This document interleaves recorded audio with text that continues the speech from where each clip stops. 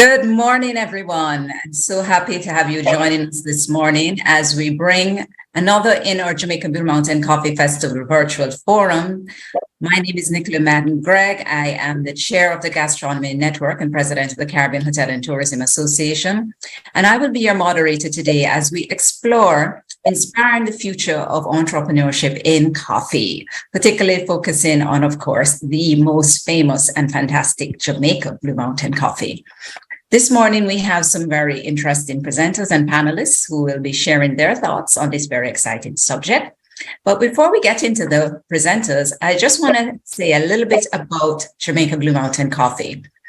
Did you know we can claim our origin by the virtue of our French king, Louis XIV, who decided that he was going to bring 3 coffee plants to the French colony of Martinique. Of course, one of them ended up here in Jamaica, and as they say, the rest is history. But we're going to give you an insight into the coffee plant itself, but also what are the opportunities in terms of either being in the actual production of coffee or doing things along using the coffee plant or its derivatives to do other products and services. So this morning we are joined by Peter Thompson, Executive Director of Jamaica Agricultural Commodities Regulatory Authority, known as JACRA. And Mr. Thompson is hailing from the parish of St. Elizabeth. He is a graduate of St. George's College and the Elam Agricultural School.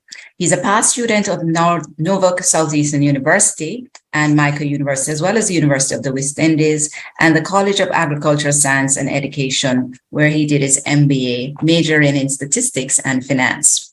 Mr. Thompson is presently the Director General of JACRA since 2021 September, and is on secondment from RADA, the Rural Agricultural Development Authority, where he was Chief Executive Officer, a position he had assumed since 2016. So we welcome you, Mr. Peter Thompson. We also have joining us Marsha Lee Valentine, co-founder and president of IWCA Jamaica. And Marsha Lee is in charge of this wonderful organization, which focuses on research and community-based impact programs related to gender diversity and agricultural production. The organization prides itself in using a transdisciplinary approach in the development of its sustainability and community development program. She owns and operates a consultancy which helps organize and service the manufacturing sector to create systems required to meet export-import regulatory and statutory requirements for the industry. Welcome, Marsha Lee. We also have Brian Smith, who is agricultural specialist at Jamaica Social Investment Fund. His core passions are agriculture training and rural development. And he is now working on the Ready To project, which is one of the very large projects, which is a $40 million loan between the World Bank and Jamaica.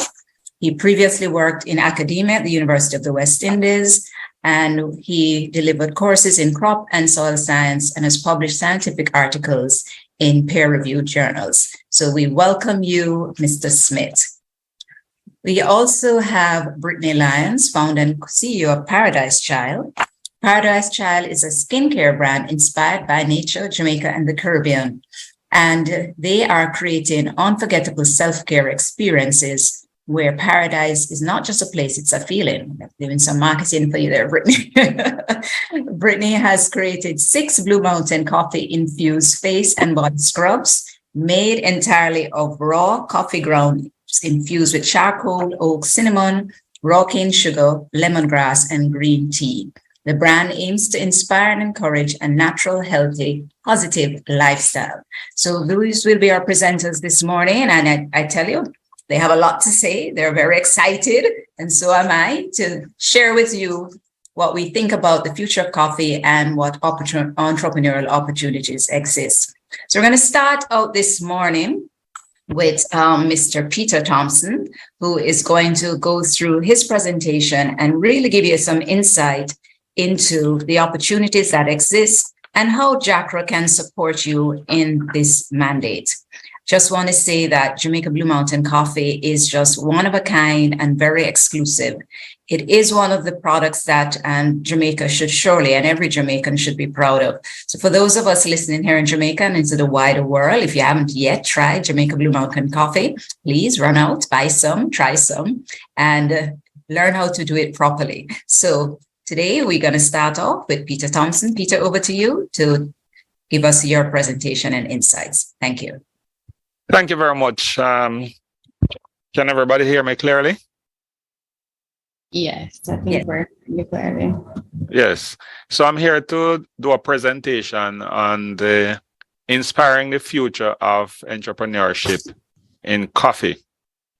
And good ideas start with brainstorming. Great ideas start with coffee. So I just want to take you through this presentation, and at the end of it, if there is any question or any comments, I would welcome that. So in my introduction here, it says many Jamaican products are known for their fine quality and flavor and are well sought after. And of course, Jamaican Blue Mountain coffee, especially, and I emphasize Blue Mountain because we are pushing that greatly, is one of such product. Currently, the quantity produced is incapable of satisfying the demand that exists. Hence, there is space for persons looking for business opportunities. And there are business opportunities all along the coffee value chain. Now, I just want to pause here to say that in the earlier days, 10, 15 years ago, the production of coffee in Jamaica was at an all-time high. Unfortunately, the industry has taken a different turn, and we have seen decline in industry, but we have seen rebound. And as I continue the presentation, you will appreciate what I'm trying to say. Now, in order to satisfy the demand for the production of cherry coffee, and what we mean by cherry coffee is the ripe berry, this will increase the opportunities for those persons who are in the production of seedlings, new farmers and technical advisory services, and coffee agronomy, and of course, farmers to improve their knowledge on coffee quality and to become consistent producer of high quality for the marketplace. Small farmers, we anticipate, will farm themselves into groups and can move up the value chain. And we have seen some amount of that as we speak. I can recall there's a group in West Rural St. Andrew producing Blue Mountain coffee. And what they have done is that the executive of the group, organize themselves together, and then they promote the production of coffee among themselves as well as other persons outside of the group. And then they buy from those farmers and do their own processing. So what they're actually selling is green beans. Green beans is when you would have take the coffee through the first stage of processing. That is, you remove the outer section of the coffee. Some people term it as skin, but we have a different name for that. And then they dry the coffee, and from that they remove the parchment and then sell to the market. Some people take it beyond that stage in roasting, and from roasting they can divert into liquor and other activities to move up the value chain. We can do that, and we have been doing that in a small way, but we need expanded production at the farm level in order to realize our goal. Currently, production, we have seen production as from 2004, for example, we were producing up to 530,000 boxes, and up to 2022, we have seen the production decline from that amount to just little over 224,000 boxes. And the reason for that is,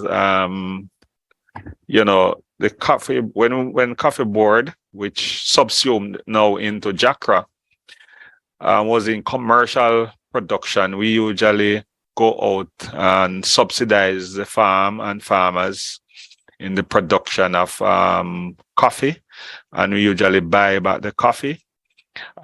We have seen many ups and downs in relation to the coffee trade. We have seen aging trees, aging farmers, deterioration in soil quality, low plant density, low productivity, inadequate financial resources, and some of the things. But currently, there is a demand for coffee, especially on the world market. The Japanese is really the largest importers of the Jamaica Blue Mountain coffee, and we have seen where 70%, between 60 and 70% of our total Blue Mountain coffee production goes into that market. We met with them recently. I was in Japan at their trade show there, and they said to us, look guys, the market is expanding since the relaxation of the COVID rules, and we are demanding more coffee. We have seen also other areas across the globe. China, Korea is knocking on our door. We have seen the United States, Europe, Belgium in particular, have great interest in Jamaican coffee. In recent times, we have seen an upward trend in the pricing. The price has moved from a mere $5,000 per box, and it is now at $10,000 per box. And we have seen with that, people are getting back into production. We have seen the coffee trade sort of picking up. And of course, we believe that going forward, we will see improvement in the sector. We have just submitted a project to the Ministry of Agriculture and Fishery for support, and we are looking to inject at least 1 billion Jamaican dollars into the coffee sector. The document has now been advanced beyond the permanent secretary, and we believe it will go to the PIMSEC and then subsequently cabinet. And we hope to sign off on that, because the Japanese have been knocking on our doors for more coffee. They have been here and they have looked at what we are producing.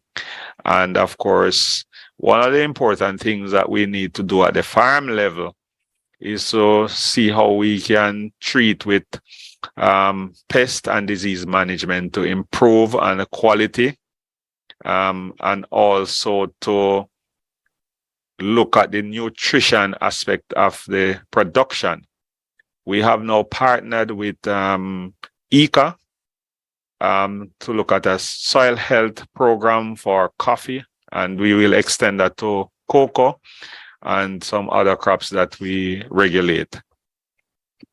So we are only producing 64% of market demand for the Blue Mountain coffee. And we have seen where lost income is in the region of about 15 million US dollars, sorry.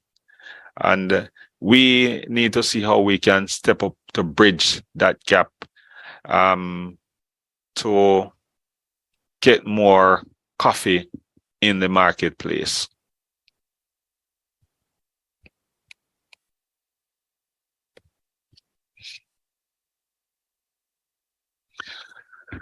So where it is available, government could, you know, well, all right, let me just, sorry a little. So we have about over 2,000 acres of land presently occupied by Wallingford Coffee Company in the Blue Mountain region. That's government-owned land. And some of these lands were under coffee at some point in time. These lands have been, you know, under some agreement given to Wallingford. Unfortunately, they have not done any significant work in development of those lands. So the government is on a path to reclaim those lands. And we believe that in the near future, after some financial valuation of those properties, we believe that they can become available to persons who are interested in the coffee trade. Now, some of these lands have had coffee on them. Is unfortunately they are in ruined, and these lands can be made available to small entrepreneurs, small farmers who have vested interest in coffee, and the lease for those lands could be very small, but the value of the coffee can be of such that they make significant profit after 3 years in the business. Coffee takes an average of 3 to 4 years for initial bearing, and by year 5, we believe that the coffee will be well established and in full bearing. So in the interim, you know, there are other crops that could be incorporated in the coffee plantation, like ginger, which does well at high elevation, and we regulate ginger and turmeric. Those are crops that could be planted in the coffee plantation. Now, entities that will contract their services to process coffee. We have a couple of coffee processors, which, you know, once you're a farmer and you want to, if you want your coffee to be processed for export, there we have small entities, and I mentioned the West Rural Group, who have been doing processing of coffee for farmers who want to take the coffee beyond just mere selling it as cherry coffee. So they can process it for you for a fee, and then you can take it and do your other thing. Now, we have seen a proliferation of coffee equipment for processing, and we have a list of suppliers who we are in contact with, who have been providing supplies of equipment to local processors, which, I mean, a 10 by 10 room can work wonders with those small machines that do coffee. So it can do roasting, it can do grinding, and of course some of these machine extend itself to coffee in the cup. So you can roast, you can grind, and you can have a cup of coffee at the end of the production line. And this is the way the coffee trade is now being done. It's an integrated system. And you can do your own research. You can go on YouTube and see some of the wonderful coffee machines that have existed. And these, I mentioned this to suggest that persons who are involved in coffee, you don't need to go into coffee plantation. What you need to monitor and ensure is that the coffee is available, so that if you set up a processing operation, you can get coffee whenever you need for processing. Unfortunately, our coffee is seasonal. So, we encourage persons who are going into like value-added coffee activities, roasting and grinding and so forth. If you have a large establishment, you can buy and you can store and gradually release into your operations. Because we are not producing enough coffee, we have to involve in import of coffee. So we do some amount of import of coffee from South America, import coffee from like Colombia, Guatemala, and some of those places. So we personally don't import the coffee, but we give license to dealers who are in the business of selling coffee and processing coffee. The point is that the coffee, when it comes in, it has to be mixed with the local coffee. There is a statutory requirement that the ratio should be 70-30. So, and if you have 70% import of coffee, then when you blend that, you have to give a 30% to that coffee for it to be sold on the local market. It's a requirement by statute, and we observe that. In the business of coffee, we also have quality control testing, and JACRA has recently certified, we have certification from an international body, International Coffee Organization.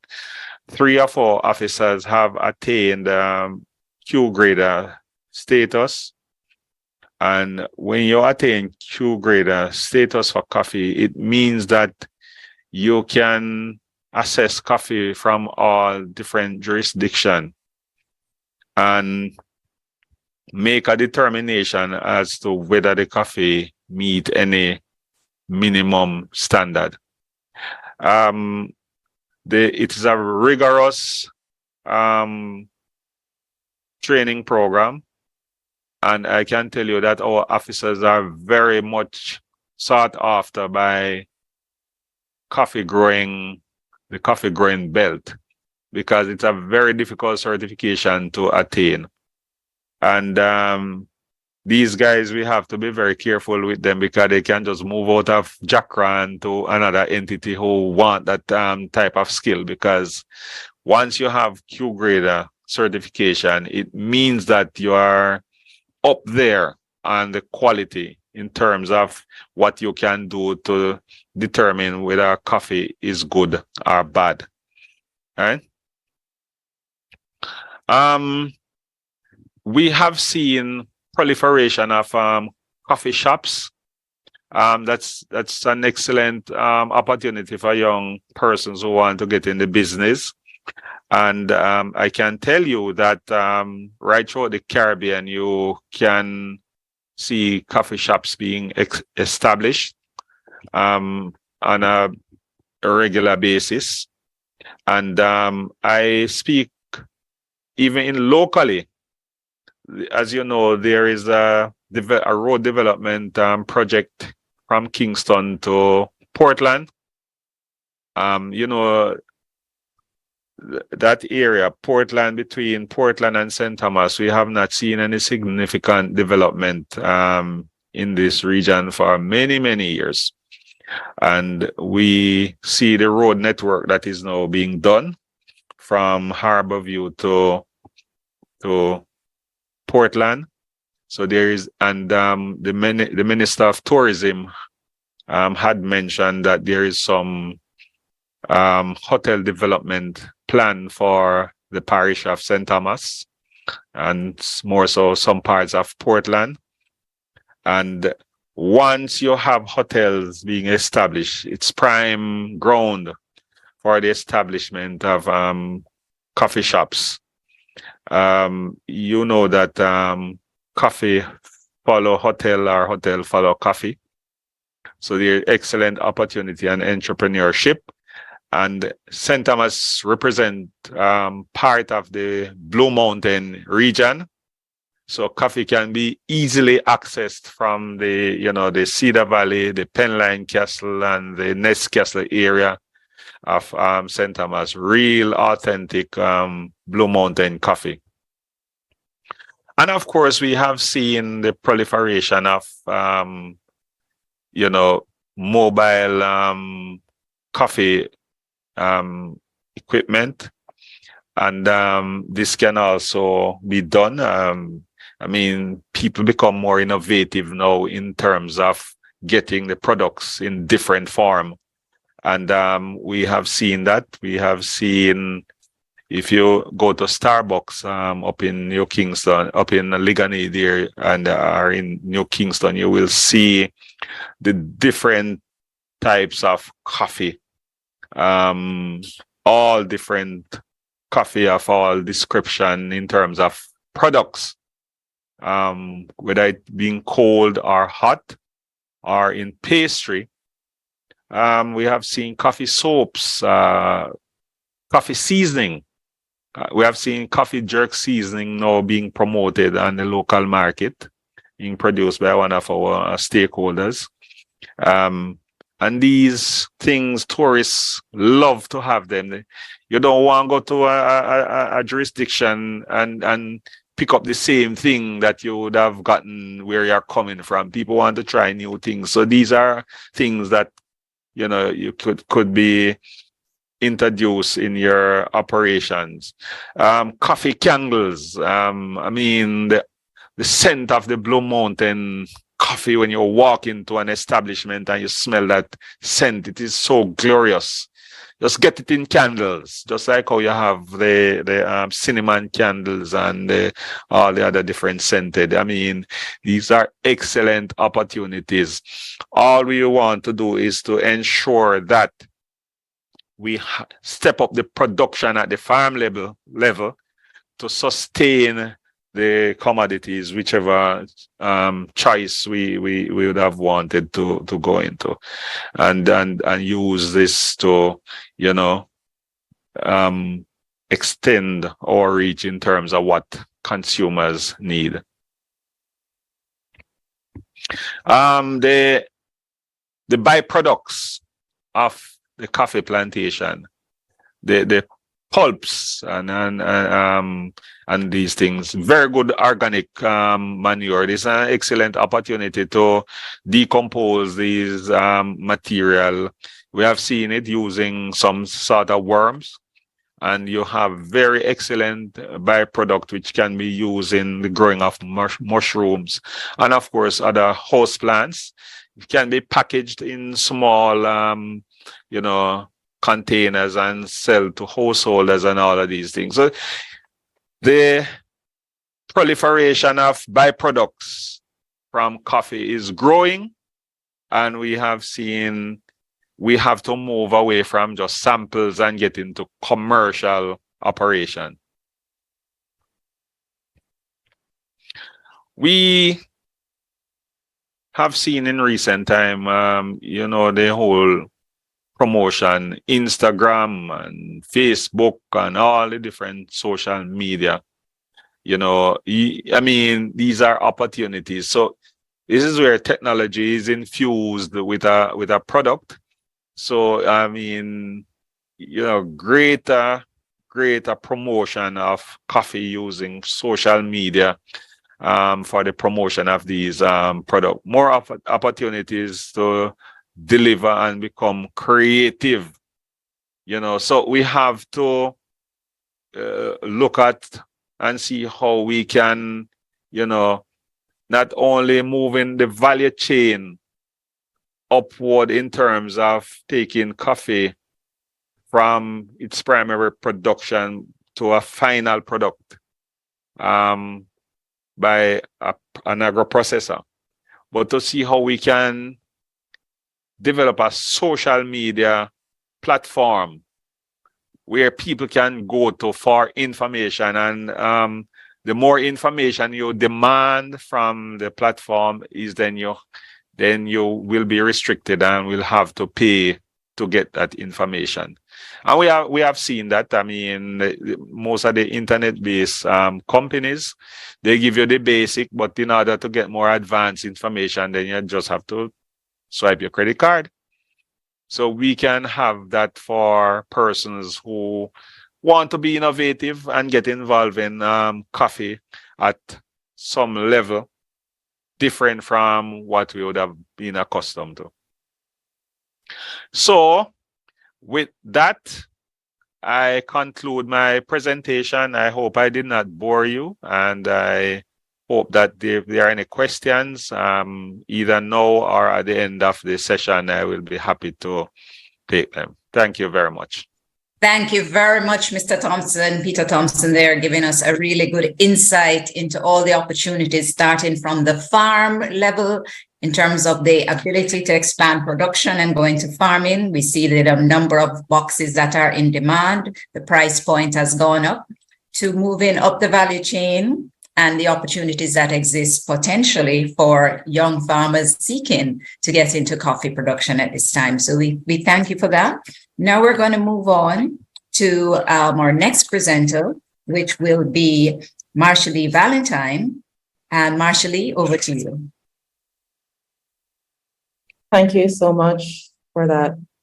So I just want to jump in and just indicate how JAWIC is now inspiring the future of entrepreneurship in coffee. Just by introducing where we started from. We were formed in 2018 as a chapter of the global organization, International Women's Coffee Alliance. We're actually registered as IWCA Jamaica, but we've rebranded JAWIC, Jamaican Women in Coffee, because it just sounds, it has a better little ring to it. So we are referred to as JAWIC, and the global organization is present in around 33 countries. We just signed on Venezuela, I think, as a chapter. And to fulfill our mission, along with the global organization of empowering and connecting women in the coffee industry to recognize their contributions, we are, as an organization, designing and promoting the implementation of sustainable systems to assist in addressing the challenges faced by women in the coffee industry.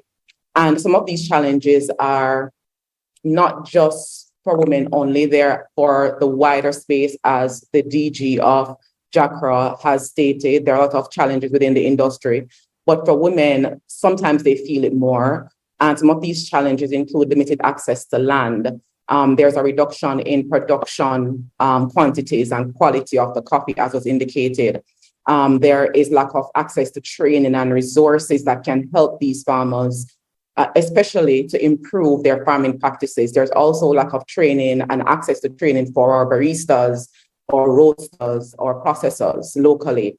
There's also gender-based discrimination, which can limit the women's ability to participate in decision-making processes or access resources. And there's also lack of representation in industry organization. Women are often underrepresented in the coffee space. I remember we were at our closing ceremony for a project we just wrapped up, and we had an officer from JACRA there, and she was appalled because she indicated that it was the first time she has seen so many female farmers in one space, right? Because the women are usually the ones taking care of family members, taking care of their household, and this limits their ability to engage in their coffee farming activities and other activities that are being offered. So they're usually sending the husbands, the brothers, the sons out there to get that done while they're at home taking care of the household stuff, right? And as I mentioned, there are other challenges faced by climate change, as a result of climate change, as indicated by the Director General. So we're an organization that focuses on women in the coffee industry at large. We have coined some initiatives to help us to guide our activities, but we have decided to focus our initial impact programs on supporting development of the women coffee farmers because they feel those challenges the most. They are the more marginalized group. They are the ones that are seeing, the reduced quantity, the reduced quality because they're unable to pay enough time to their farm. They're not able to go out there and get the training required to improve their practices. And then not many farmers, and we've noticed that not many of the female farmers have an appreciation of their coffee farm as a business. And as a result, there is a lot of mismanagement and by extension, financial losses. So while we are encouraging entrepreneurship in the entire coffee space, we are starting with allowing the women to see their coffee farm as a business, and that we think will help them in the management of their operation so that they can see a return, right? Our engagement with the farmers has allowed them to acknowledge the fact that their farm is in fact a business, and therefore they will need to take the necessary steps to manage for profitability and sustainability. So how we do this, we provide them with resources, encouragement, and support they need to now see the benefits of developing their businesses within the coffee industry. We provide access to training in quality improvement, as Mr. Thompson indicated is needed. We provide them with access to training in sustainable farming practices, pest and disease management, soil and water management, and also exposure to organic farming methods. And this will help them to be more efficient and productive in their farming practices, again, which will eventually lead to increased profit, increased quality of the coffee, which we need to have at this point in time. We also are providing training in the importance of record keeping and management of on-farm activities to ensure that the farmers have traceability of their inputs and outputs. When we ask the farmers, how much coffee did you sell last year? Or how much coffee did you harvest? How much fertilizer did you use? They have no idea of those numbers, right? Because they don't document that information. What we're doing now is allowing them the resources to be able to document that so they can see if they're making a profit or a loss.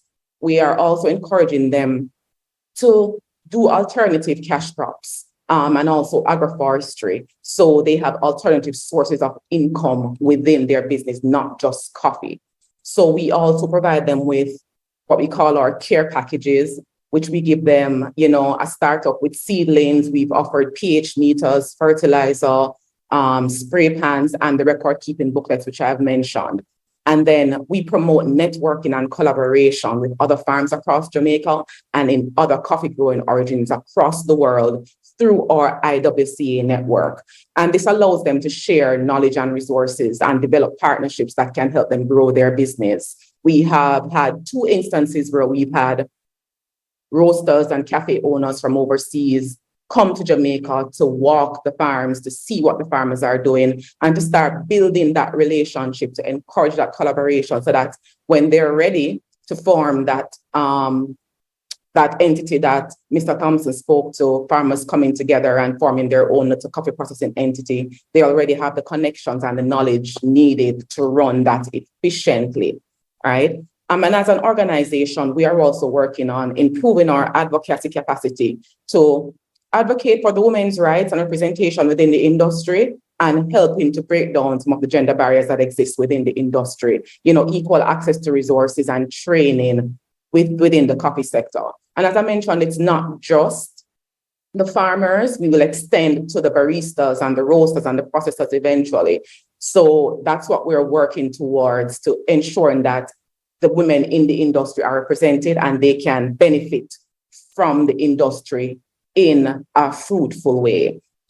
We have already implemented 2 phases of a project, which I'll show a 5-minute video so you can see the work that we're doing. We've already implemented 2 phases of our project titled Strengthening the Capacity of Women Coffee Farmers in Jamaica Through Training. It was funded by the Canada Fund for Local Initiatives.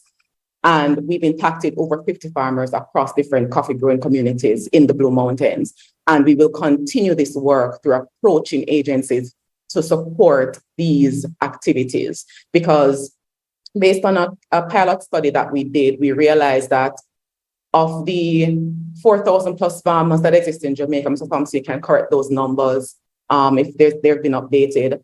Only about 20% of that 4,000 plus number that are women farmers. So we seek to find out who these women farmers are and how we can impact them. There are already organizations existing which are assisting them, but we want to just also support these organizations in ensuring that the women have access to the knowledge and resources that we have.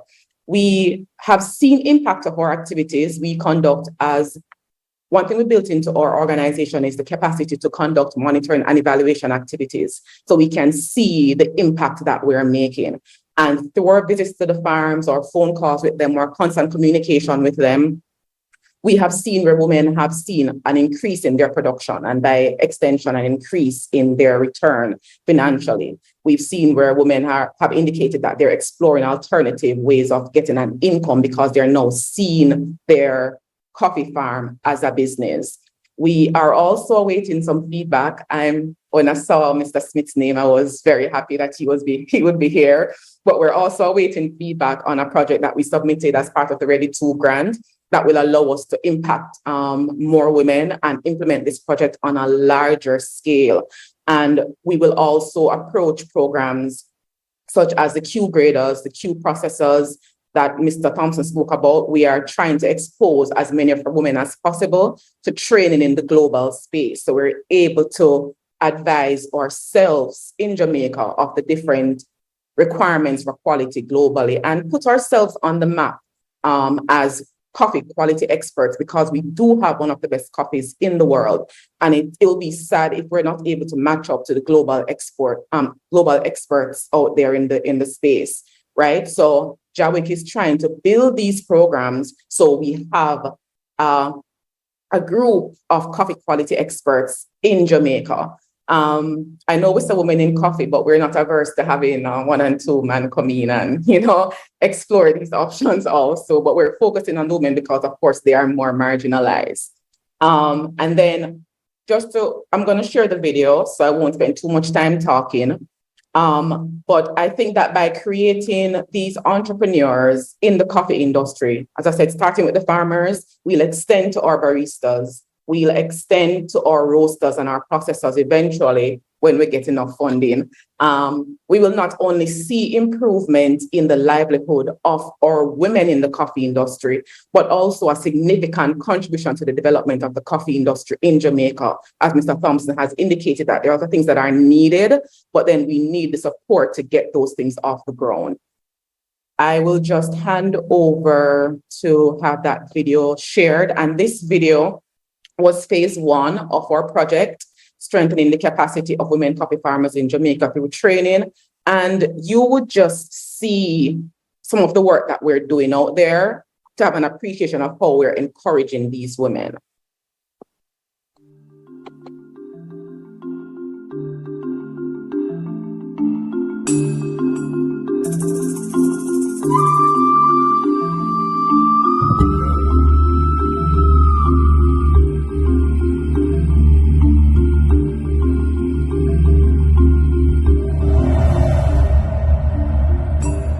I think we're very different as an organization because we seek to want to understand what you want from us before. Right, we want to understand the needs first and try to fulfill those. Even if it takes 5 years to get to a point where we can help, we want to help the right way. It's to understand the soil, understand how to harvest, understand how to treat pests and disease, we increase in the production and the quality of the coffee will get better. We have that one woman to be the bridge between JAWIC and you. We can say when we are having our meeting, we invite, let's say Miss Watson, she's the one who calls some of you. We invite Miss Watson listen to hear what we are saying, what our plans are, if we have future training, and she tell you, right? And then we continue that relationship. So this is a start of a relationship. It is not come and leave. So most of the women also, they're farming on 1 to 2 plots of land, with average farm size of about 2.5 acres.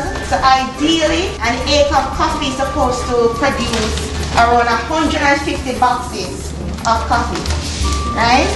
But the majority of women, they were producing 30 boxes or less. It start the flowering process. To make it flower, blossom. Alright. Now you look for the next thing now. This is NPK now.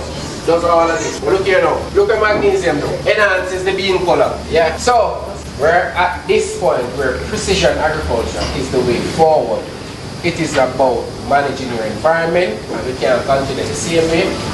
This is the way forward. So for your first 3 leaves, anything that you leave that shows a spot that is not coffee leaf rust, that shows a yellow spot that turns brown, especially around the edges, that's a sign of potassium deficiency.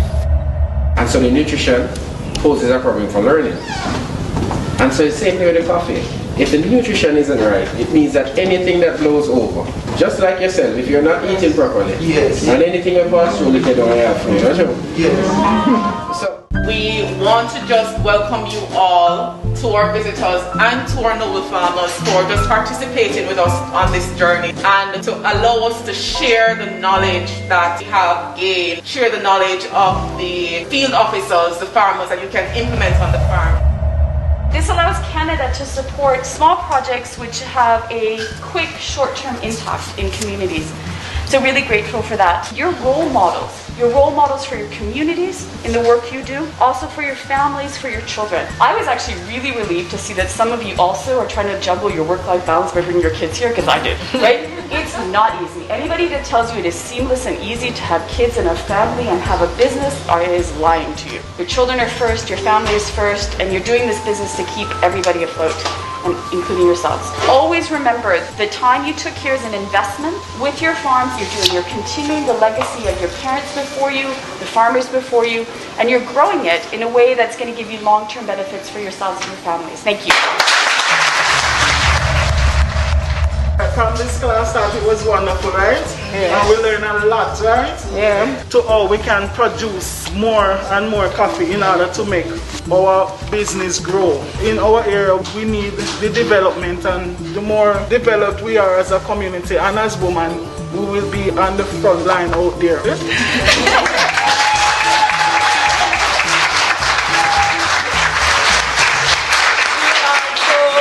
Go back and teach our spouse, our boyfriend, or husband what we have learned here today. And we just want to thank you all, and I hope that we can do this again. Thank all the sponsors. Thank each and everyone who was involved in this session. And as time goes by, I hope you guys will come again and we learn. We just want to thank you for allowing us to dig deep into your minds and have you teach us also and to give us your experiences. Jawik is here for you guys to help you understand that you can organize yourselves. Jawik is here to help support you to get the support that you need for your farms and the education that you would like to help make more money on your farm. And ultimately, I think what everyone always keeps forgetting, or is the elephant in the room, is that there's no coffee industry without you.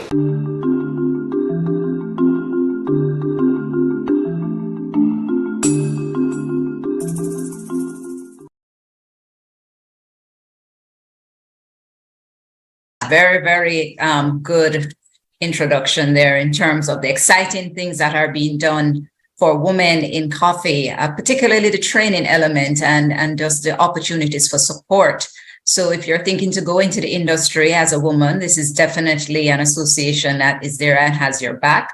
And I'm really excited to see the whole thought process between having certified and competent coffee quality experts and putting that out that Jamaica would be forefront, as we are in so many things, number one in so many things. We should continue to be number one as quality experts in coffee and really drive the narrative behind coffee as we go forward. So thank you for that.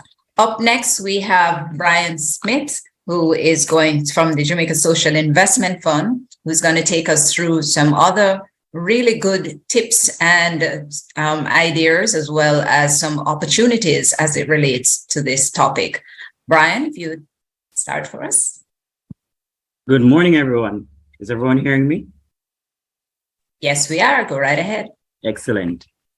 So I want to thank, first of all, Tef, for having me to discuss some ideas about the future of entrepreneurship in coffee. I'm also here representing on behalf of JSIP, speaking about the Ready To project, which also will present to different stakeholders within the coffee industry the opportunities for grant funding so that they can improve productivity and also market linkages to move up the value chain. So very short presentation, really looking at a brief history of the coffee in Jamaica, overview of the coffee value chain or supply chain, challenges in the industry, and I'll be focusing on production challenges. And I'll explain why in short order, a few potential solutions, and speaking in general about the Ready project and some of the projects that we have already completed to assist the coffee industry, and also those that we have under appraisal to come. So when we look at the coffee timeline in Jamaica, in 1940s, Canada was the main market for coffee. But when we had some deterioration in terms of lands, poor quality coffee produced, lack of certain standards, and this suspended the export of coffee. Then in 1946, a comprehensive investigation of the industry really looked at the challenges, and that led to the creation of the Coffee Industry Board and the All Island Coffee Growers Association. Exports in the 1950s were primarily to Great Britain, where Jamaica had a reputation for excellent quality. Over the next 10 years, production was reoriented towards international markets in keeping with diversification of the agricultural industry and the economy of Jamaica. In the 1960s, it was discovered that much of coffee that was sold to Britain was resold to Japan for significant profits, as the Japanese took a strong liking to the island's coffee, as was explained or expressed by my colleagues earlier. In the 1970s, Jamaica established direct market relations with Japan. And so Japan started to invest heavily in the Jamaican coffee infrastructure, as well as the brand. And the reputation of the Jamaica Blue Mountain coffee grew worldwide as one of the finest coffees, promoting increasing demand. However, there was scarcity with Japan dominating the purchase of Jamaican coffees. Jamaica Blue Mountain coffee became scarce for coffee connoisseurs across the world. And when we look at the 1990s and beyond, coffee production was on decline in High Mountain, and the Jamaica Blue Mountain saw a sharp increase that was being experienced, dampened by pest infestations. And so in the 2000s, Jamaica reached its highest export. However, there were erratic productions henceforth due to hurricanes. In 2004, we had the Wallingford Coffee Company that was created as the commercial arm of the CIB. And in 2013, the Wallingford Coffee Company was divested. And in 2017, JACRA was established to replace CIB as the regulatory authority and really coordinating the efforts in the coffee industry. When we look at the coffee value chain in brief, we look at first the cultivation and harvesting aspect of it, where we plant, grow, maintain trees, where generally the investment is at a medium level, but the risks are high, as we know. Then we have the transport of cherries from the depot to the depot and to the factory. Then we have the pulp, wash and dry. Then we have the resting of, as we know, to develop the flavor profile, etc. The roasting and grinding and the packaging, where we have that's a high investment and a low risk. Then we looked at the packaging in terms of the assembling of the barrels, and then the packaging in bulk for shipping, and then the quality adherence checks from JACRA in terms of sampling and examining and the cup and profile and all of these things before they were exported to the destined markets. So some of the challenges that I'm highlighting here are really from the production level. And one of the reasons why I want to highlight challenges from the production level is because we have to recognize that the majority of players in the coffee industry starts at the production level. They are farmers, really. And also they are the most vulnerable. And they're vulnerable due to the price shocks. And because they're at the first or the primary level in terms of the value chain, sometimes they receive the least profits in terms of their on their production based on where they are in the value chain. And so some of the challenges that we have seen that the industry has experienced are declining cherry production levels for both Jamaica Blue Mountain and Jamaica High Mountain coffees, low production measured in boxes and even in acreage in terms of the productivity, declining quality metrics evidenced by less than optimum premium to non-premium green bean ratio, and increasing in non-exportable outturn ratio, meaning that the amount that is available based on the quality to be exported is lowered because the beans are not to that particular quality standard, as well as continued farmer attrition from the industry. As we know, a lot of our farmers in the coffee industry are older farmers, and the industry has not really been able to attract young farmers, which is important, and also to maintain and empower women farmers in the coffee industry. When we look at some of the potential solutions, and before I get into this, one of the major challenges that we have seen in the coffee industry is the risk of climate change. And so we have to really twin the solutions to climate change as an innovative model to really create entrepreneurship opportunities or business opportunities. We know that with climate change, with increasing temperatures, what we have found is the acreages available for coffee production have decreased extensively over the years, and this continues to be the case. And so we have to find adaptation methodologies that can help us cope and also help to diversify income streams, particularly for producers or farmers in the coffee growing regions across Jamaica. So one of the challenges that we have really addressed, and everyone I think here, my colleagues have expressed it, low planting density, aging plant population, and also certain varietal replacements that doesn't necessarily have that particular flavor profile that is normally attributed to the Jamaica Blue Mountain coffee. And so we really have to leverage nursery resources of government institutions to increase present nursery stock as a part of a larger collaboration of the industry to support the industry. But outside of that, when we look at private entrepreneurs, we now look at creating a clean seed program where through JACRAN as well as other government institutions, you can empower individuals to actually set up and establish nurseries that are regulated, that are certified to produce clean planting material and planting material that are of a particular genetic quality that can help to increase the quality of coffee that we have from the farm. Because what we do know is that the quality of coffee is determined at the farm level. And when it reaches to the processor, you can maintain that quality, or if the process is not done properly, you can decrease the quality. So we understand the importance of the primary production level and increasing that capacity at that level. We also have to implement a seedling distribution program to distribute no less than 1 million plants of the recommended variety annually.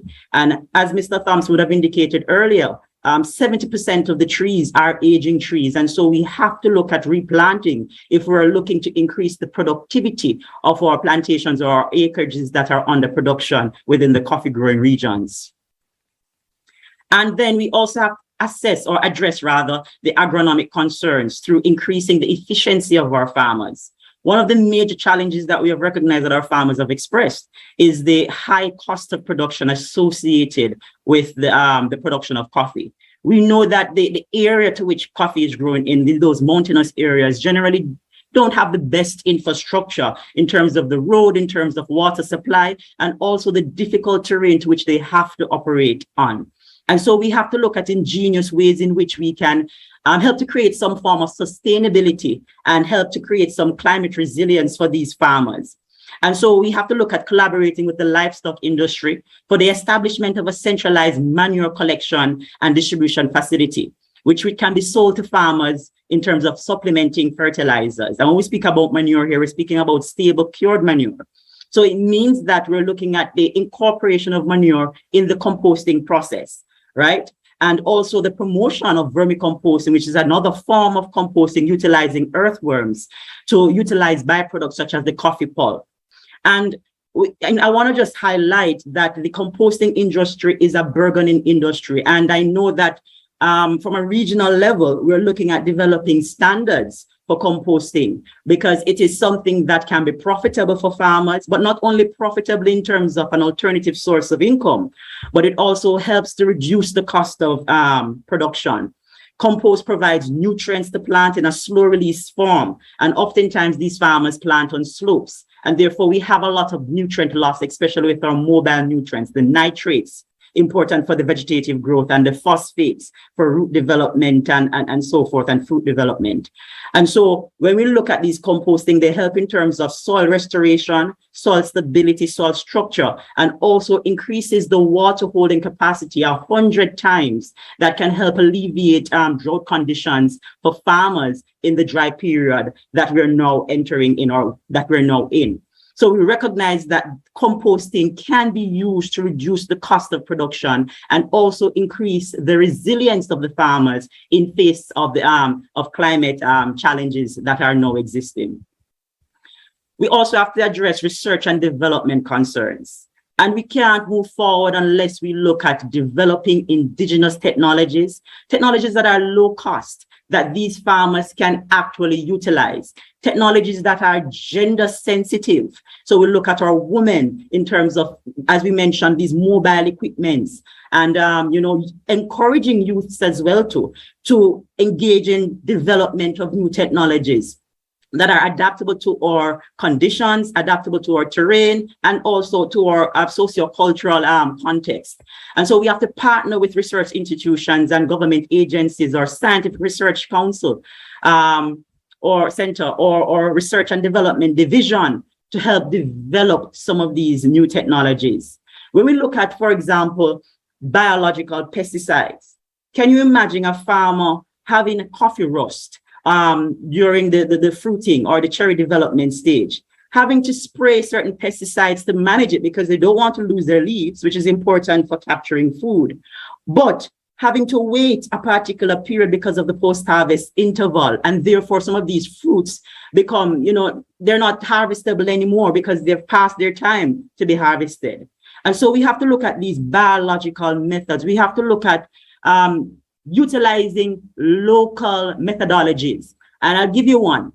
In Trinidad, they recently looked at scouting areas within the country for microorganisms that help to suppress certain diseases.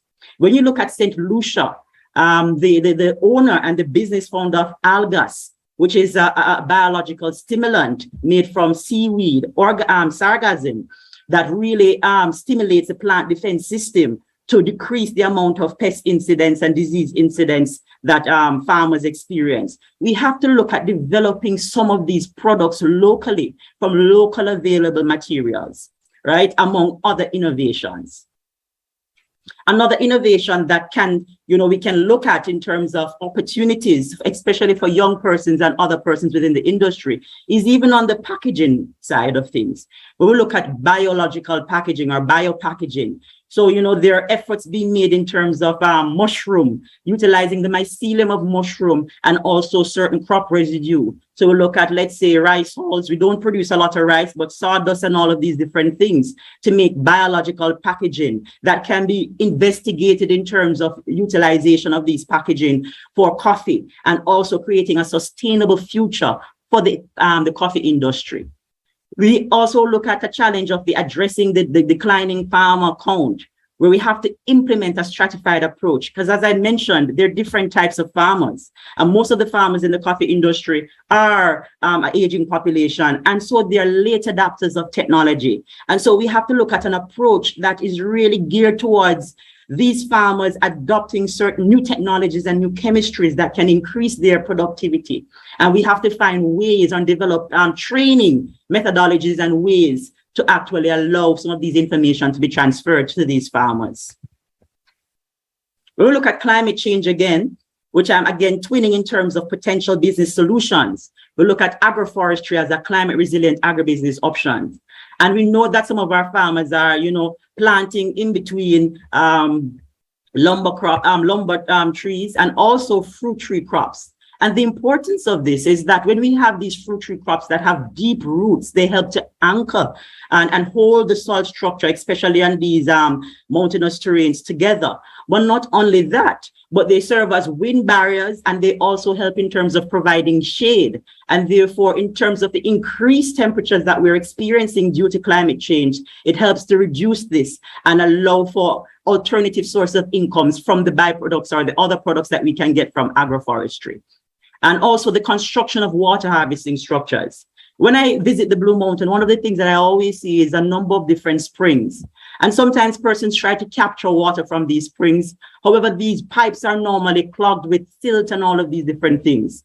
So we have to, again, engage persons, engage ideas in terms of purpose fit water harvesting structures that can capture not only rainwater, but some of these spring waters that can help alleviate the drought conditions that farmers experience during the dry period in the growing season for coffee.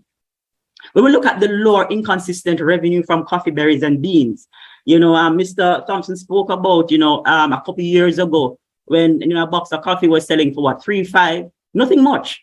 So when you look at the farmers' cost of production and you look at the revenue that they were able to get, a lot of farmers were coming out of coffee.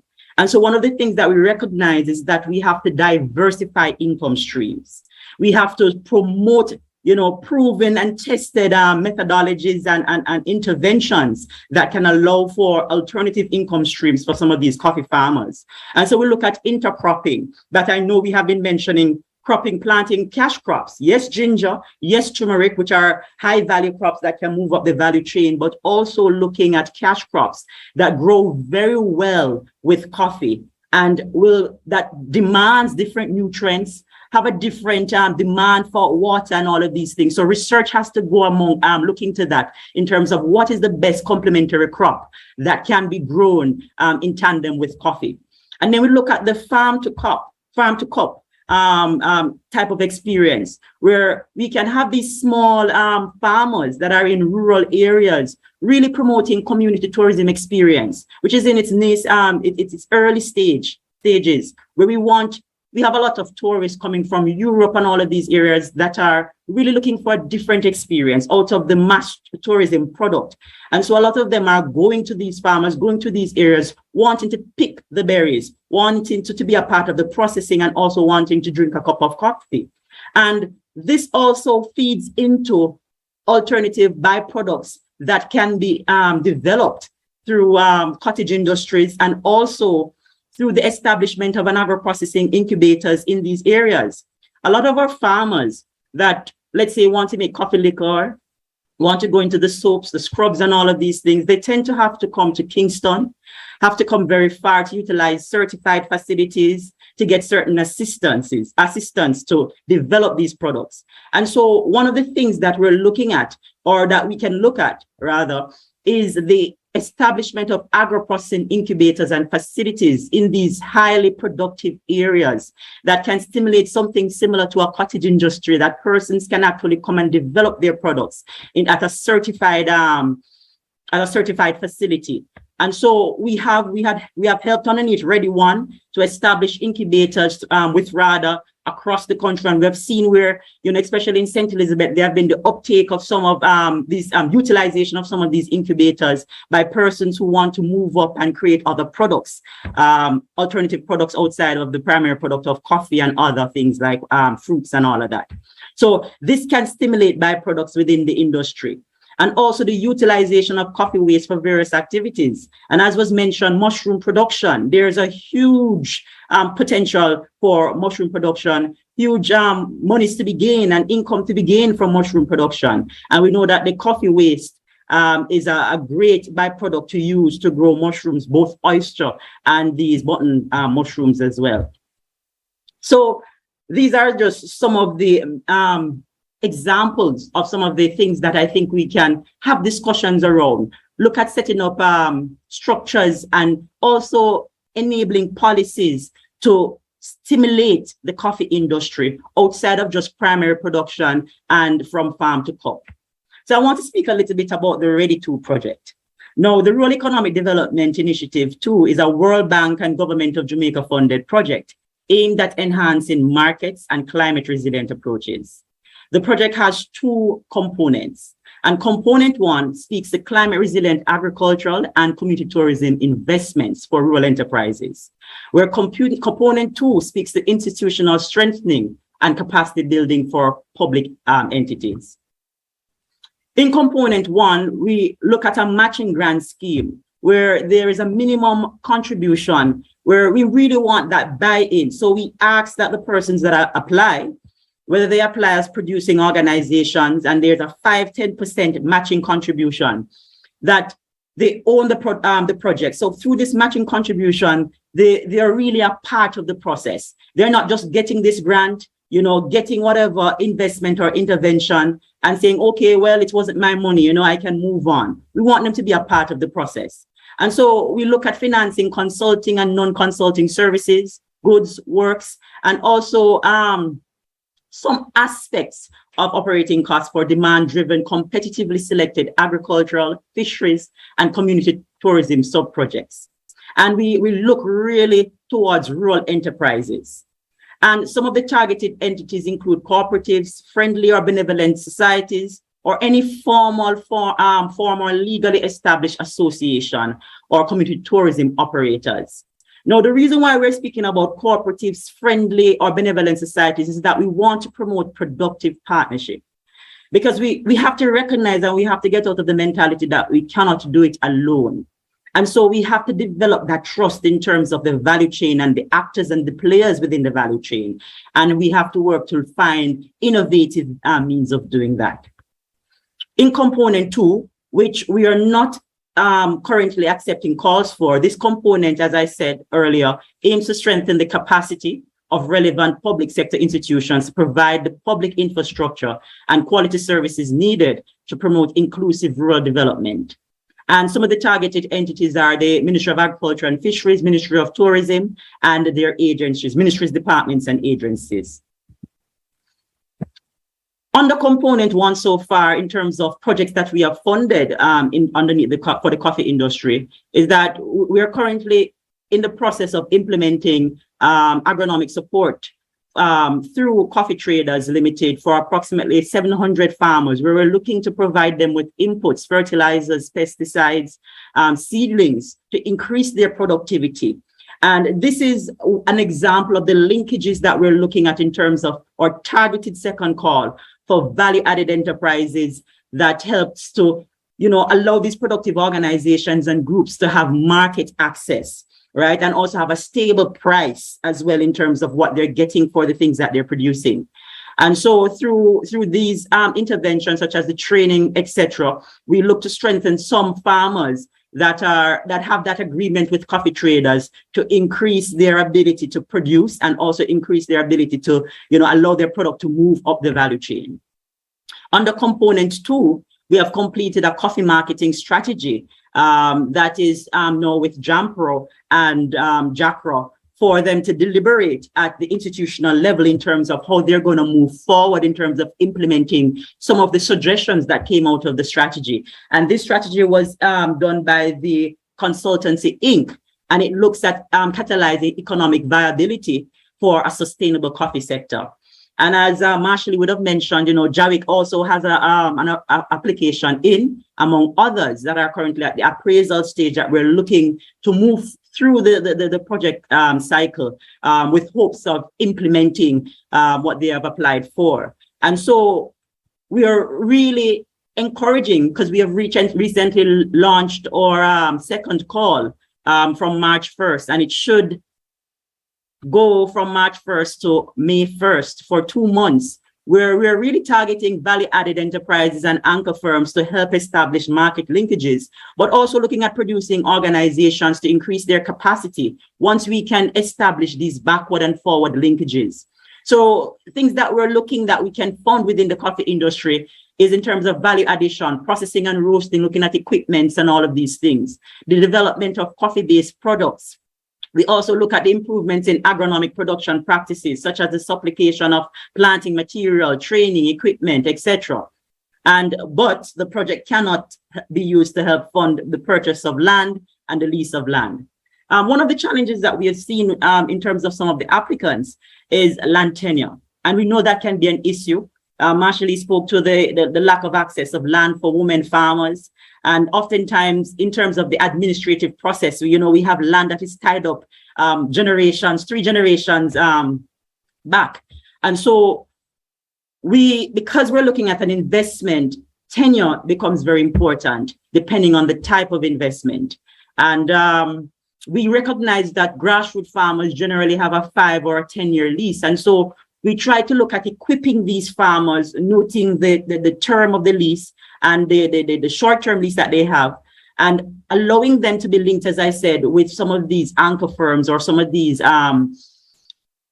aggregators or these processors or exporters, so that they can benefit on the ready. And as I've said, the applications are now open. The call for proposals is now open and the application forms are available on the JSIF site. And I want to thank you for your ears and for having me once again. Thank you very much. Wow, that was a lot of very detailed information and lots of opportunities that are now available under the Ready To project. And particularly, I just want to recap just some of the things that you mentioned in terms of the opportunities. Very interesting, the composting industry and other spin-offs that persons can look into, technology for coffee production and the use of sargassum. That's a big one because that's a challenge product in the tourism sector. So what they're doing in Trinidad is very interesting in terms of that opportunity. And I think generally you have provided some really good channels to which persons can consider going into the coffee industry at the various levels, whether it is at the farming level or moving up the value chain, as you so rightly pointed out. There are lots of opportunities to be explored. And of course, funding is being provided and your application. Did you tell us the link for that? Unmute, please. So you can visit the JSIF website to get the application, jsif.org, and you can get the applications from that JSIF website. You scroll to the bottom of the website, and then you'll see calls or call for applications, and you click on that link, and the application will be there. Also, you can send an email or you can contact the JSIF office at 968-4545. Right, to speak to anyone, and you can ask for anyone from the Ready To project, and we can guide you in terms of how to apply. We're currently having sensitization sessions because we want the attrition rate for some of these applications to be low. We want persons to be successful in terms of their application. And so we help them in terms of guiding them in terms of how we can formulate a successful application that can, be grant funded. And so we're going to have different sensitization sessions. So you can reach out as well if you're interested, so that we can have or organize a sensitization session for persons who are interested in applying. Perfect. Thank you again for that. Okay, moving into our last presentation, which is from an entrepreneur in the industry, not in the farming side of things, but utilizing what I would call byproducts of coffee production to really establish a very unique business. So Brittany Lyons, you are up. Over to you. Good afternoon, everybody. How is everybody doing? Everybody hearing everything okay? We're hearing you just fine. Go ahead. Great. All right. So I want to thank everybody for joining me here today, and thankful for my panelists who are also here with me and have given amazing and insightful information on the our great Jamaican Blue Mountain coffee. As mentioned before, I'm Brittany Lyons, and I'm the owner and CEO of Paradise Child. So I am in the field of beauty products and using coffee in various ways, but different ways in skincare. I want to start, before I go into that though, I want to start back and looking back just a little bit, because a wise man once said, in this future, you can't forget your past. So Jamaica, as we've all said before, has a rich history in coffee production dating all the way back to the 1700s. Nicola mentioned when she first started, along with King Louis, Sir Nicholas Laws is who brought the first Arabica seedlings to Jamaica. And today, Jamaica Blue Mountain coffee is one of the most, if not the most sought after coffee in the world, and renowned for its unique flavor and aroma. In the coffee industry, however, today, Jamaica faces several challenges, such as, aging coffee trees, as was mentioned before, lack of infrastructure, and limited access to financing. And this is across the board. Additionally, climate change poses a threat, as was mentioned, to coffee production, and not just here in Jamaica, but around the world. Despite these challenges, there are many opportunities for entrepreneurship in coffee in Jamaica. Small-scale farms and roasters can succeed, as we've said, by producing high-quality coffee and developing strong relationships with buyers in this industry. Jamaican coffee has the potential to compete in the global market. Women entrepreneurs can play, as Marshall was saying before, women entrepreneurs play a key role in the development of this industry. To address some of these challenges, we would need to provide, access to financing for, our small farmers, all of these people, women, as she mentioned before, across the board, and develop infrastructure to support these small-scale coffee farms and roasters. We need to also prioritize things like sustainability and environmental conversation in the coffee industry. We need to support, as I said, women entrepreneurs to ensure that they have, as Marsha was saying, equal opportunities to succeed in the coffee industry. There are many opportunities for women, especially in the Q grading. So through cupping coffee, which is the name of the process used to taste test the coffee, as we know. Also in Q grading, if I'm not mistaken, I believe there are only currently 3 Q graders in Jamaica at this time. So that this process is, mentioned before, is the process that certifies coffee as a specialty coffee or not. And secondly, assigning the score of 100-point scale. And so these are extremely important in the quality control of our coffee. And, we need to keep brand Jamaica as the most sought after coffee in the world. If you go around the world, in all different coffee shops everywhere, you might not find Blue Mountain coffee, but if you ask about Blue Mountain coffee or persons that are coffee lovers, you see the light in their face. They know exactly what you're talking about. The aroma, the rich fullness and flavorness of our coffee. It also goes with little bit with Talawa as well.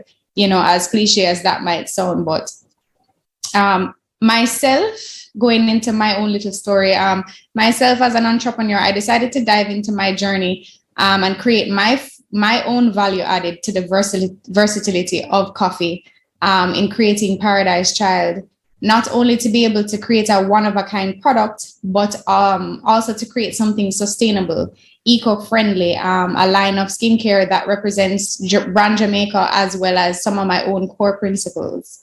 Coffee is one of the most, I think, if not after water, the most widely consumed beverage in the world.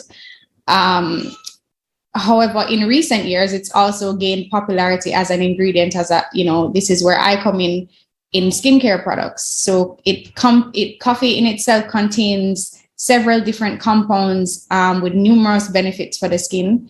It has antioxidant properties, such as things like, polyphenols, hydrocinamic acids, and flavonoids as well. And all of these properties that are actually found in coffee, help to protect the skin from UV rays, radiation, pollution, other environmental factors, and, premature aging, fine lines and wrinkles that, some of us women, some of the men too, but,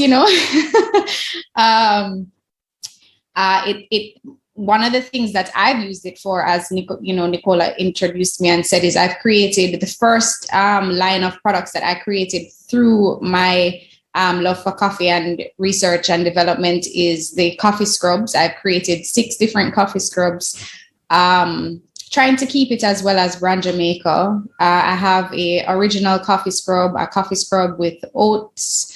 There's one with cinnamon, lemongrass, or we like to say, fever grass, raw cane sugar, as well as activated charcoal. And all of these are in keeping everybody in mind, everybody's skin type in mind. Coffee also has anti-inflammatory properties. So these compounds that you might not know help in things like inflammatory skin conditions like eczema, psoriasis, rosacea.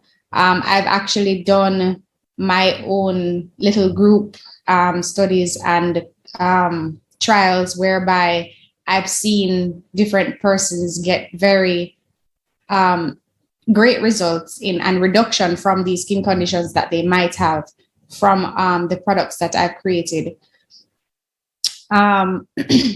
With all these benefits, it's, you know, no wonder that coffee has become such a popular ingredient, but this is a little insight into my journey of how I created Paradise Child. And I could go into my story, but this is really about, you know, focusing on other persons and how they can find their own road in entrepreneurship, as we're here to talk about. So my first step in doing something like this is, you know, you hear all the time that belief in self is where it starts. And we're all here for a purpose. And sometimes we just need a little guidance. And this is what, you know, persons like Marsha Lee is here for, Mr. Peter Thompson and Brian Smith. And so I would say that finding a mentor, you know, is something that is foremost and forefront, because you need to, and entrepreneurship is a process of developing, organizing, and I would say generating. So it's not for the faint of heart, because it takes discipline, it takes grit, and you'll end up wearing many hats at once.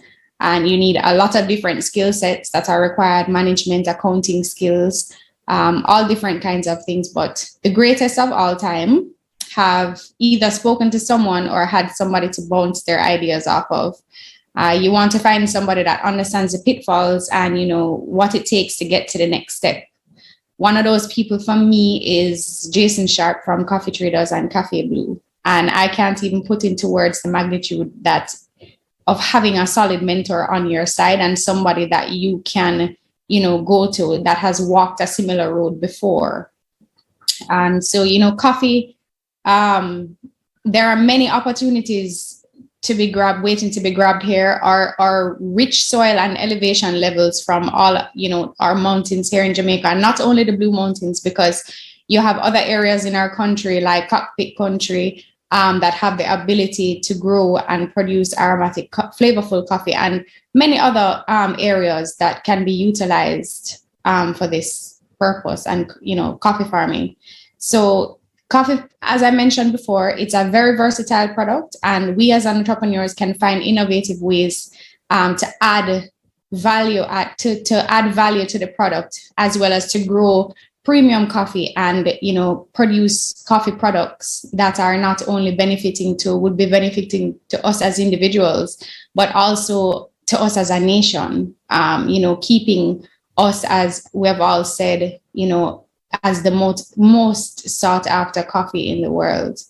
I'm going to keep it short because, you know, we've all touched on the different points, but I think that the future of entrepreneurship in coffee is bright, from utilizing the different avenues that we have here in Jamaica and the different persons that are here to give us a helping hand or to give us that guidance. And by working together to address these challenges facing the coffee industry, we can create, I think, a thriving and sustainable coffee economy and benefiting everyone involved. So I would encourage all entrepreneurs to, you know, don't think that don't let the word can't be in your mind. There is always a way forward and there's always a solution.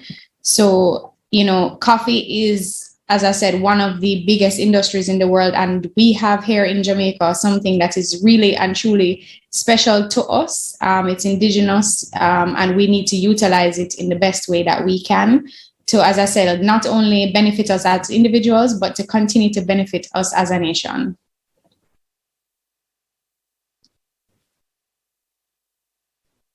Nicola, yes. All right. Thank you for that, Brittany.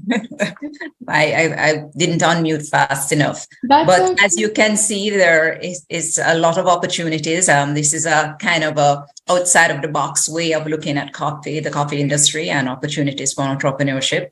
And as Brittany mentioned, you really do have to, you know, live, breathe, eat, and sleep coffee and the industry if you're going to be successful in it. And we are really excited to see what you've been doing. I remember the first time I saw your product many years ago at the first, I think it was first or second Blue Mountain Coffee Festival. and you have added and expanded on what you're offering. So that's really good to see. And I know you're exporting and doing other things as well. So that's very good. So I just want to thank the team. This morning, we're going to open the panel to some questions. We have some questions that were put in our chats. I'm just going to go through, and then I'm going to ask persons to respond as we go through. So one of the first questions that came up is there a plan that JACRA has currently with the ministry in terms of the whole idea of, let me go down, sorry.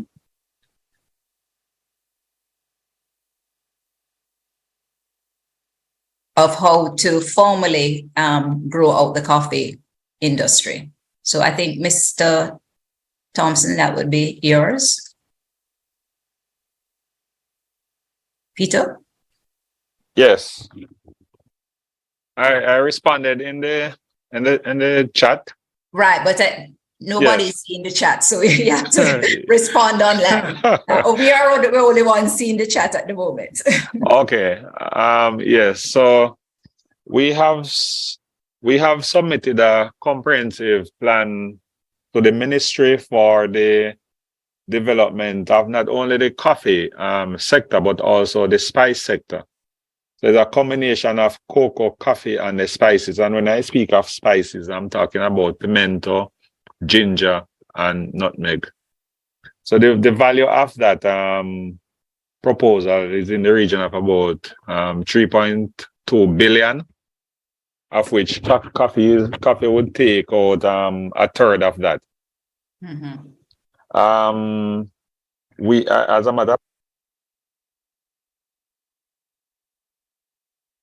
Did we lose him? Seems we might have lost him. All right. Another question that has come up is we want to know, is there any grant funds that are available to support women in who want to start a coffee farm? This is from one of our viewers on YouTube. Marshallee, do you want to take that one? Well, I mean, we are also in the space of searching for grant funding to facilitate our women, but I know that for us, we have been actively, the thing is, you need to, if you're interested in grant funding, you have to go out there and search for it. Mm-hmm. You have to have your proposal ready. And when the calls come out, look for them. I mean, organizations such as JSIF, the Canada Fund for Local Initiative, you said, every year there are tons of grants that come out that want to encourage entrepreneurship or starting a business. So it's up to the individual to be on the lookout for those grants and to have their proposal in place. I know JSIF, if I'm not mistaken, also has an arm that helps with documenting proposals. If you can help me, Brian, I think JSIF also offers that facility in one of yours. Well, we don't necessarily do the grant proposal, but what we will do though is that if we realize that there's some capacity building, we can offer based on the scope of the capacity building initiatives to help with that. Okay, yes. So just about the person going out there and looking for them, because grants are out there, just how you coin your proposal. That's interesting. That's the most important part of it. How you write your proposal to ensure that you are in the running for that grant. Okay. Yes. You can jump back in. Yes. Just to add to that, though, is that when you're writing the proposal for the grant funding, you have to ensure that you have an environmental component in the funding, in the funding that you're in the proposal document that you are seeking the funding for. Because recently I was in Japan, and what they say to us there is that while they buy our coffee, we have to observe environmental standards and best practices, and we have to show. So we had JACRA partnered with a university out of the United States and did a carbon footprint project in the coffee growing region in the Blue Mountain, and it was clearly highlighted that fertilizer application was one of the chief cause of greenhouse gases emitting in that region into the atmosphere. And you know, it was very, very much enlightening to us that this is something that we have jurisdiction over, because we could eventually implement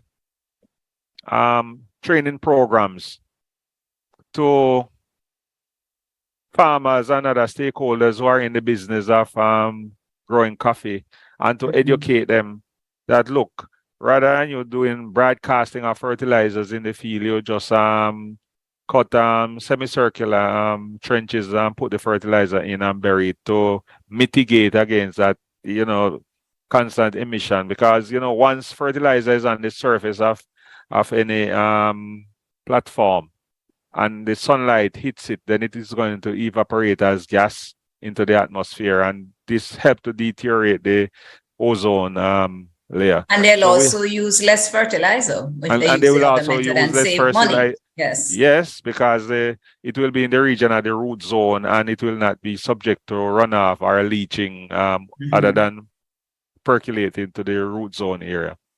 Perfect. So there are some good best practices. Yeah. We have another question from our Instagram Live. I try to lease a piece of land to grow coffee in the Blue Mountain, but it's the hardest thing. What should you recommend to persons seeking to lease lands? What is the best way to go about that? Since one of our listeners is saying that it's been very hard to do so. Well, in my earlier presentation, I had mentioned that over 2,000 acres of lands available in the Blue Mountain. The government is actually trying to reclaim that land from Wallingford, which under some farmer lease agreement would have had those lands in their possession. So while you might be knocking on Wallingford door, the Ministry of Agriculture and Fisheries could be an avenue to gather information. And I will be doing some research myself on that and to see how those lands. I have written to the ministry asking for those lands to be redirected to smallholders who can access lease at small rate to ramp up production. As I mentioned earlier, some of these lands have coffee already in ruinate.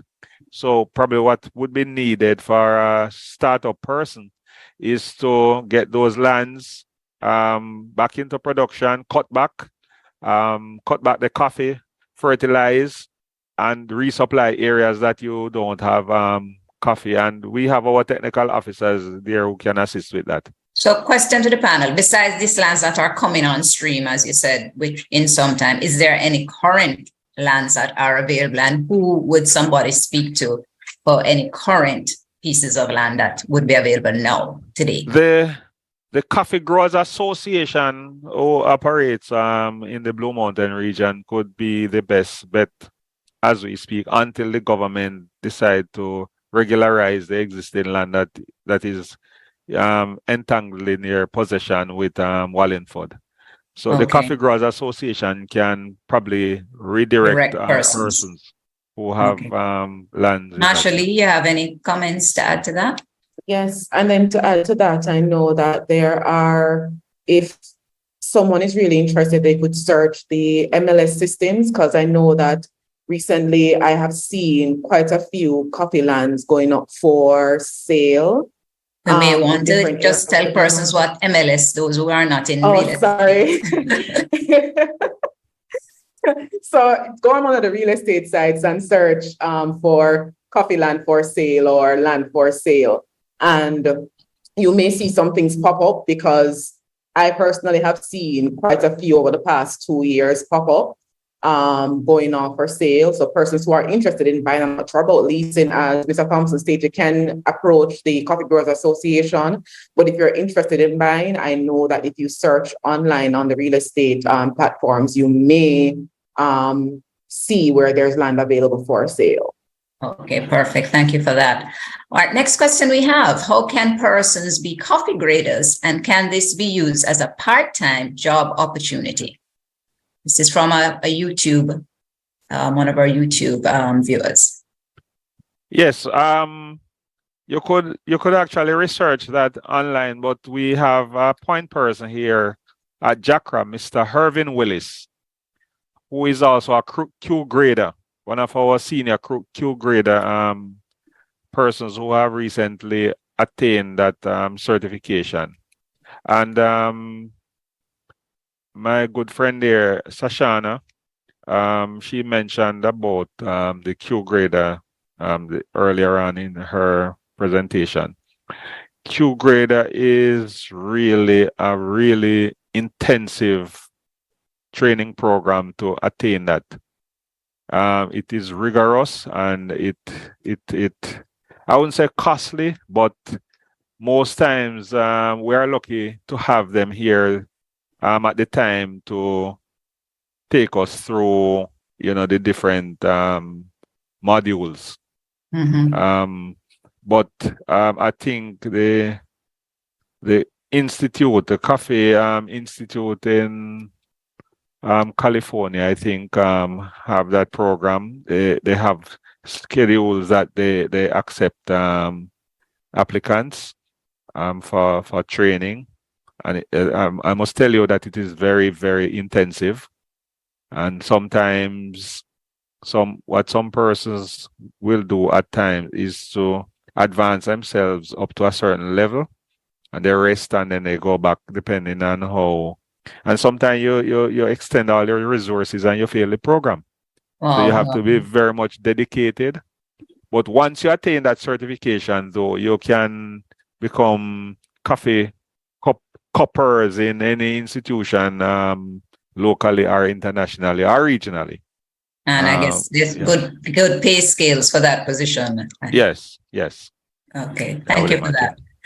We have another question.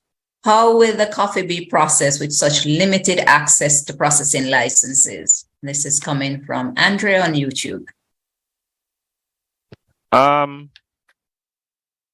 Just repeat that again. I did not hear the last part. The question is, how will the coffee be processed with such limited access to processing licenses? Well, look here, JACRA, you can access licenses from JACRA, and we have various categories of license for processing of coffee. And you can come in and talk to us. The Blue Mountain Coffee Day is coming up on March 25th, and we will have a lot of information there regarding how you apply for a license, the categories that you can get license for, and how you can access it, and the cost associated with each of the different licenses. So that is information available, and you can just contact JACRA and you get that information. Okay, thank you for that again. So we have a comment from Hannah on our YouTube. She says, I'm a beneficiary of the training offered by JAWIC through the funding provided by the CFLI. It was well received. We need more initiatives like this, not just for women, but also small farmers. We need more initiatives that will help small coffee farmers to be more sustainable and not throw in the towel when the coffee price drops and maintenance costs are rising. So to the team, you're doing a good job in support, and clearly would like to see more of this. I'm not seeing any more questions. So what I'm going to do is ask the panel to give us some of your final comments. I'll ask each person to just say what they think would be, from your perspective, if someone is interested in going into the industry, whether at whichever level of the value chain, what would be your recommendation? Maybe 2 points that you think would be critical for them to enter the industry. So I'm going to start with you, Peter Thompson, and then I will ask each of the panelists to comment.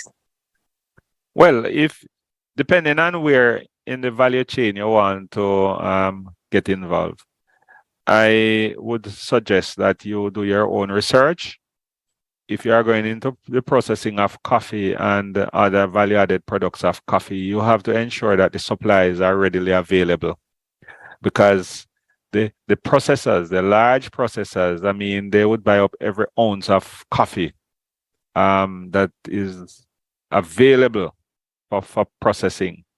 And of course, they have farmers tied to their establishment. So you would have to ensure that you have a sustainable supply of coffee to meet your scheduled demand for processing. Now, if you are going into at the farm level, what I would suggest is that you get an understanding of the cost involved and what are the requirements that you would need in terms of inputs to start up. Because coffee seedlings and associated inputs, fertilizer and chemicals are very, very much expensive. And these items have to, once you put the seedlings in the ground, then the next bit is that you have to follow the cultural best practices to ensure that your production is optimum at the time when the coffee is supposed to be harvested. So the fertilizer application has to be timely. The chemical applications have to be timely. And you will have to ensure that you do pruning at the appropriate time to ensure that you don't have unwanted shoots, which are just going to flourish into canopy and not producing berries. All of that information can be accessed from your JACRA field advisory officers, and they are available. We can post them online, or you can contact JACRA and you get that information readily. Or you can go on our website. We're currently looking at doing some upgrades, so you can see, based on your geographic location, you can see which officer is assigned to that. So, but outside of that, you can contact JACRA and we can recommend you to one of the field officers closest to you. In terms of land, as you know, we have two zones. Basically, we have Jamaica high mountain zones, and we have the Jamaica Blue Mountain zone. The Blue Mountain zone spans from St. Andrew all the way back to St. Thomas in the hills leading over into Portland. And these areas are designated area because the coffee grown within this region is a bit more expensive. Current price per box is approximately $10,000. But to what extent that is sustainable is something that the market forces will determine. For lowland coffee, the price is a bit small at this point, but you can curtail that by doing production on a large scale, so you benefit from economies of scale. It's usually grown, the high mountain coffee normally grown in other areas outside of the Blue Mountain zone. So you look at Manchester, St. Catherine, and parts of St. Elizabeth, and some areas in St. Mary will have coffee grown. So it is not as flavorful as the Jamaica Blue Mountain coffee. But there are opportunities, and once we engage farmers to produce coffee, we follow them up to ensure that they comply with best practices for them to obtain maximum output from the coffee. Thank you for that. Lovely, lovely. So I'm going to ask Marsha Lee your final thoughts, and then we go to our next panelist because we're coming close to closing off time. Yes. Thank you so much. I'll try to be as quick as possible. So I just want to wrap up by saying that, as Brittany mentioned, the future of coffee is, especially coffee in Jamaica, is very bright. And I second that, and third and fourth it. There's so many opportunities here for growth in the coffee industry. And as Brittany also stated, one of the important factors to success in entrepreneurship in coffee is finding that mentorship in the particular area that you decide to go in and allowing that guidance, because there are the challenges, but if you find someone who can assist you through those little hiccups while you're trying to build your business, whether it be in farming or processing or roasting or designing equipment for climate change, as Brian mentioned, find someone who has done something similar before and allow the guidance. Jawik is also here to assist where needed. You can go on our website, jawik.org, and sign up on our mailing list. You'll get information from us. We'll also be starting a membership drive to begin at the Blue Mountain Coffee Fest. So you can sign up for membership there. And what we will do, we will ensure that everyone on our mailing list knows when we have these projects and programs, when we have the series of trainings coming in for going through that Q grade from start to finish, because as Mr. Thompson rightly said, it's a very difficult course, but what we plan on doing is starting you off from the beginning, understanding taste and flavors, the cupping essentials before we decide to jump into Q grader, right? So we will design those programs to ensure that once we have the opportunities presented, you can come on board if you so desire to be one of our beneficiaries, and we will, make the considerations on how we include members. So we are here to support you and provide that assistance if needed. And as I said, even though we're women in coffee, we do open up our arms to men in the industry, because most of our trainings, we do have a 1 and 2 little man coming in, a farmer coming in, and we don't turn them back, right? Because we want to see change in the industry. So those are just my last thoughts. Seek mentorship, seek assistance, and know that there are agencies here to assist you in succeeding in this industry. Thank you for that, Marsha-Lee. So I think we have some really good insights. Thank you for the two of you for sharing your final thoughts. I'm going to ask Mr. Brian Smith from our JSIF, and then, of course, Brittany, you're next. So we'll just roll from one to the next on your final thoughts and sharing at this time. Thank you. Thank you, Nicola. The thing that I would say is understand the value chain, understand the supply chain, and look where you fit in. Because you might, at the end of it, realize that, okay, I don't want to be a farmer or a producer, but, you want to go into branding and marketing. As we look at rebranding the coffee, Jamaica Blue Mountain Coffee. So I say, understand the value chain and see where you fit in and where you want to make your mark in terms of the coffee industry. And I will also say at the back of it, when you're going into this venture, think resilience and think sustainability. And I think once you think along that lines and you can create ideas along that line in terms of how you're going to allow your business to flourish, I think you would have a better chance to overcome some of the challenges that the coffee industry face or bounce back, as we've seen with even the COVID-19 pandemic. The last two things I would say is there are a lot of trainings from our input suppliers and also from JACRA, JAWIC, through different agencies. Access these trainings, participate in these trainings, even if you're not already in the industry.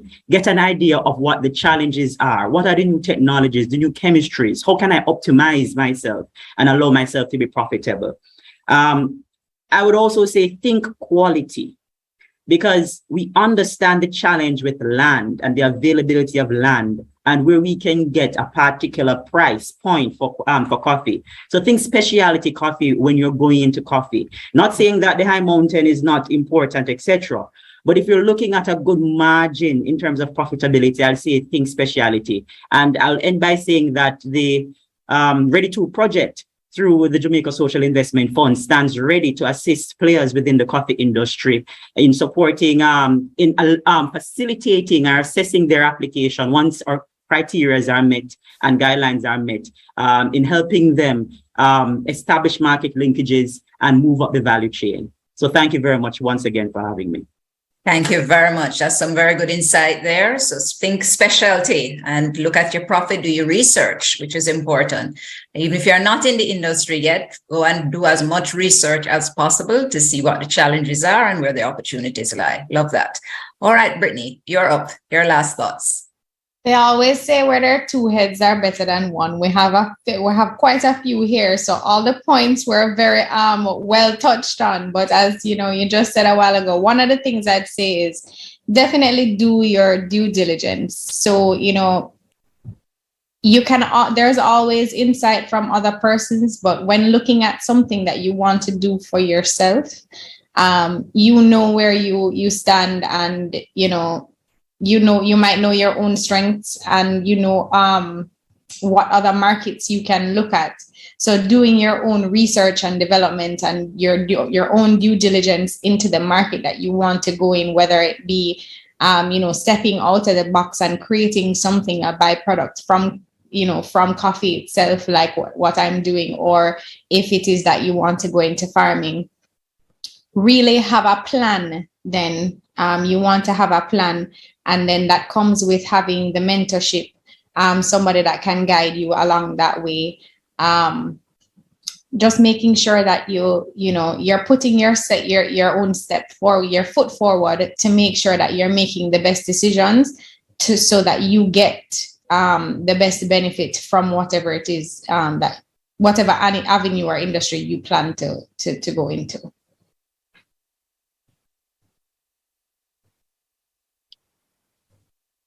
Thank you for that, Brittany. I think that wraps it up for this morning. We have some very good insight. You have to be confident in what you're doing, do your due diligence, ensure that you're really fully aware of what you're getting into. As it said, it's not the industry for the faint-hearted, but it can be very profitable at all levels along the value chain if you do that research. And there is support. There is support through JACRA. There is support through the Jamaican Woman in Coffee. There is support through JCIP. There's support through RADA. And of course, there is strong support from the Ministry of Tourism through the Tourism Enhancement Fund and the Tourism Linkages Network. So I'd just like to thank all our panelists this morning for excellent insight into inspiring the future of entrepreneurship in coffee, and really giving really good detail on how to get in the business if you're not already in there, but for those who are, some additional measures that you can take to increase your profitability along the value chain. I want to also thank our Tourism Linkages team, Caroline, Simone, and Sashawn, and the rest of the team for everything they do to ensure that we continue to push forward in linkages and to enhance what tourism does as a driver for agriculture and manufacturing. Our tech team at Phase 3, we thank you today for ensuring that we had a seamless panel this morning. And ladies and gentlemen, I bid you goodbye. This is Nicola Madden Gregg. Thank you all. Have a great day, a fantastic weekend, as we have some Blue Mountain coffee tomorrow morning. Ensure you get out there, buy some, and experience what we're talking about. And we look forward to seeing you all on the 25th at the Jamaica Blue Mountain Coffee Festival up in the Blue Mountains at Newcastle.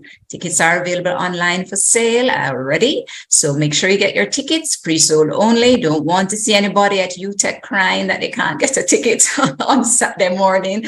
So we really thank you, and we look forward to really expanding the Jamaica Blue Mountain Coffee story, and to really seeing us return to the levels of, what was it now? 530,000 boxes and more, up from where we are today. Ladies and gentlemen, thank you for participating, and we look forward to seeing you soon. Thank you very much.